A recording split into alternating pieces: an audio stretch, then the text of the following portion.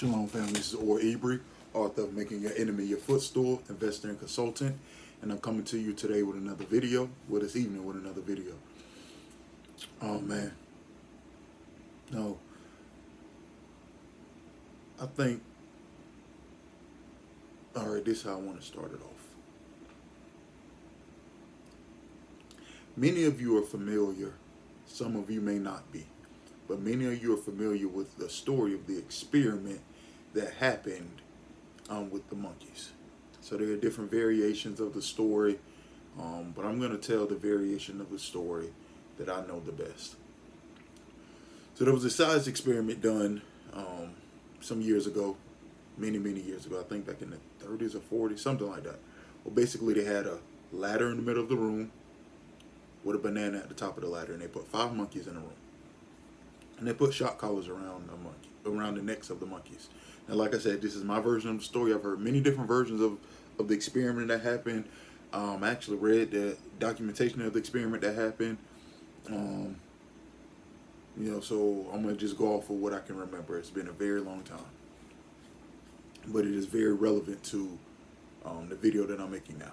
So they put 5 monkeys in the room, ladder in the middle of the room, banana at the top of the ladder, shock collars around the monkeys' necks.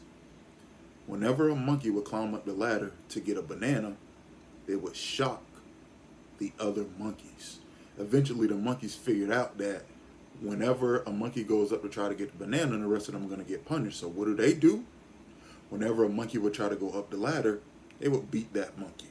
They would beat the monkey trying to go up the ladder so he wouldn't go up the ladder because the rest of them didn't want to get punished. So then what happens is they would take out, so they started off with 5 monkeys. They put shock collars on all 5 of these monkeys. They then would take out one monkey who had a shock collar on and replace him with another monkey that did not have a shock collar on.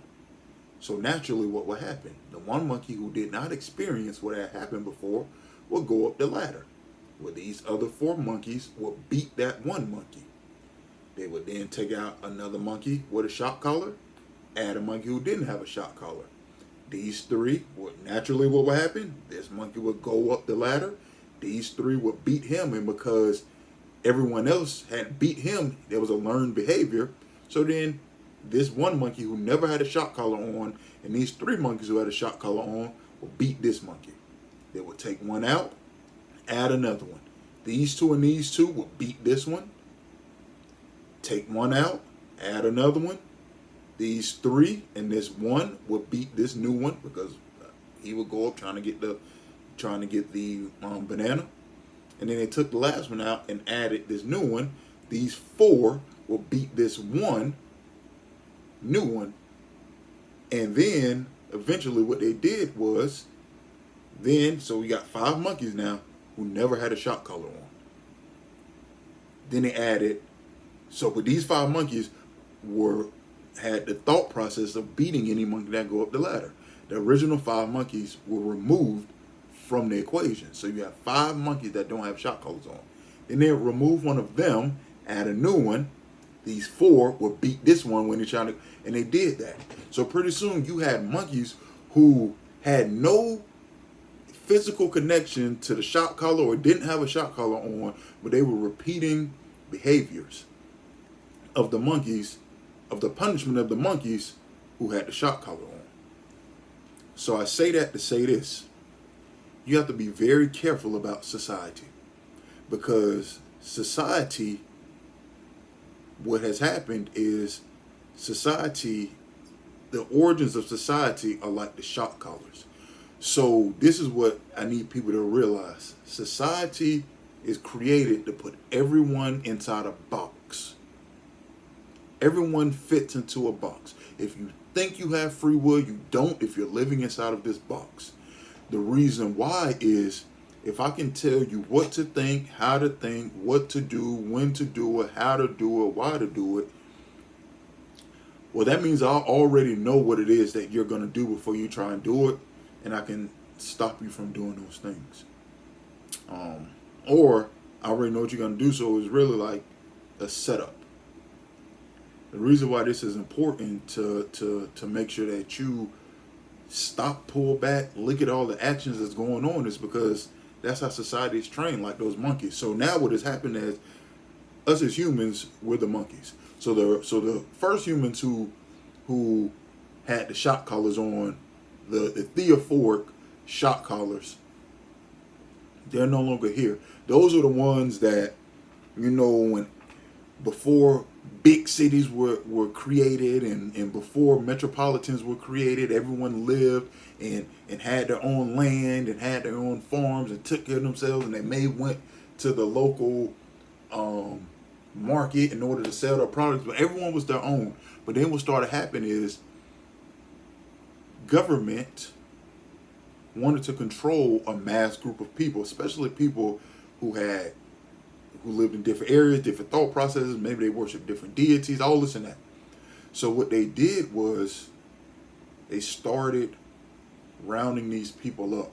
So you get things like the Roman conquest.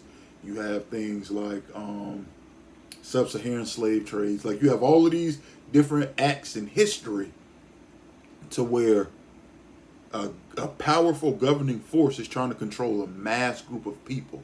So what happened was, let's say for instance, going into transatlantic slave trade. Did you know that some ancestors were literally put to death just for having drums? Not like playing the drums, not like, doing other crazy. Just possessing the drums would get you killed. So what happens is all of these people are being terrorized. So to stop themselves from being terrorized when new generations came, the people who experienced the terror, they just put the terror on the new generations. So the individuals who caused the original terrorizing, who did the original terrorizing, they no longer actually have to terrorize anyone now. Why? Because the original people who were terrorized are now doing the job of the original terrors, if that's the word I want to use. You know what I'm saying. So then what happens is they inflict down on them, and then when the next group comes up, that group inflicts that on them, and they inflict that on them. So now you got 4, 5, 6 generations down the line who never actually had to deal with the Roman conquest, but they're inflicting that same thought process on their children. On their children. They 5 generations down the line. They probably can't even tell you the ancestor who was beat for not falling into Christianity, but they are living the same fear that their ancestor had. Or they can't tell you the name of the ancestor who witnessed their brother, sister, mother, father, whatever, being hanged or being burned at the stake. They can't tell you those things. They can't tell you those individuals, but they're inflicting that same fear onto their children when they never even experienced that. Now, that's why you have to be very careful about what it is that you do, because you're going to put it on to someone else, these later generations, and we have to make sure that we start breaking these things. Like, what? Hold on, why am I doing this? Like, why am I doing this? And why is this something that I'm inflicting on a later generation? Because a lot of the things that we pass along, we're just passing along. We haven't questioned it. And so what has happened now is, and it's a lot of things, this cancel culture is another example of the monkeys who never had the shock collar on, beating the monkeys who came into the experiment after them. Like, now people can't say whatever they want to say because they'll be canceled. People can't express how they really feel because they'll lose money. Like, these are all things that now we as a society, we're now inflicting on people. As the government don't really have to do it. We're doing it now. Like this cancel code. I don't see the United States government swooping in and saying, you said something we don't like, we're cutting you off. You know who's doing it? Us on social media. We're sweeping in saying, you said something we don't like, we're cutting you off. It's literally the monkey experiment. That's literally what it is. We have become that experiment now. And in many facets of life, we have become that experiment. And we have to realize what it is that we're doing. We have to stop doing the job of those that are trying to control us for the controller. Like we are, it's like they put us in a prison, and now we are the guards of the prison that we've been put in.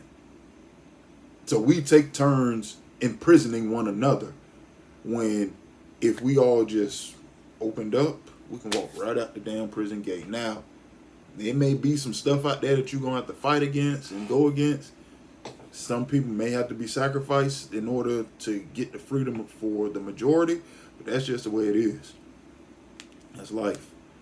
So it's very, very, very important that you know what it is that you're doing, so that way you can stop doing the job of those that are purposely trying to strip you of your identity.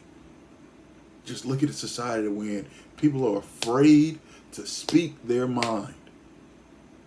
People are afraid to have opposite opinions. People are so afraid that people don't even want to deal with conflict. People are like, are trying to put themselves in this state of mind where it's like, oh, peace all the time, no conflict. That's a problem. Because without resistance, you don't grow. I've said this in many videos before, and I use the analogy of lifting weights. You don't get stronger sitting at the house on the sofa eating cheese puffs, watching cartoons. You get stronger by getting on that bench, lifting the bar, letting the bar come down on your chest and lifting it up again. Guess what? Sometimes you drop the bar on your chest. Sometimes you drop the bar on your neck. Sometimes you can't push it up. You get stuck. Your arms get weak. It falls back down. And you got to roll the bar off this way to roll the weights off, and then roll the bar off this way, roll the weights off on this side to get the bar off. Sometimes that happens. But guess what? And the next time you go up, you're going to know what to do, and you're going to get that bar up off you. So we got to, like, I'll be honest with you, I'm not a person that likes to present problems without solutions. But this, where we're at right now in society, I'm trying to figure out, without being extreme. I'm a very extreme person. Like, I know, we can do extreme stuff, but without being an extreme person, and maybe it takes being extreme, but without being an extreme person, how can we fix this? Like, how can we make it so that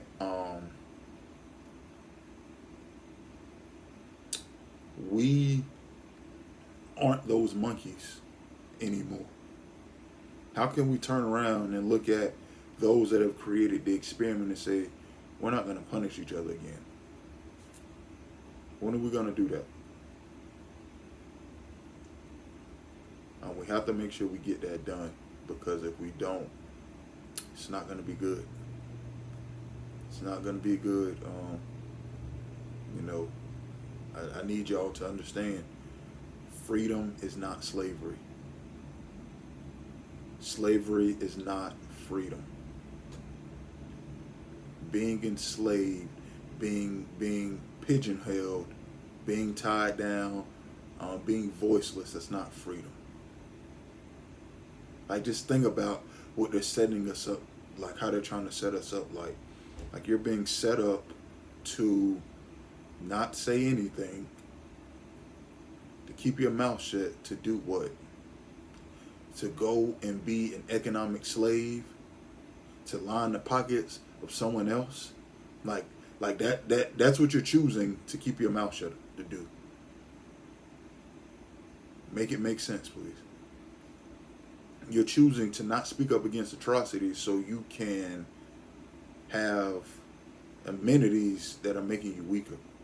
Like little stuff. We don't realize, real quick, we don't realize how little stuff, like having an air conditioner. Do you realize having an air conditioner in your house that actually is like messing up your temperature regulation of your body?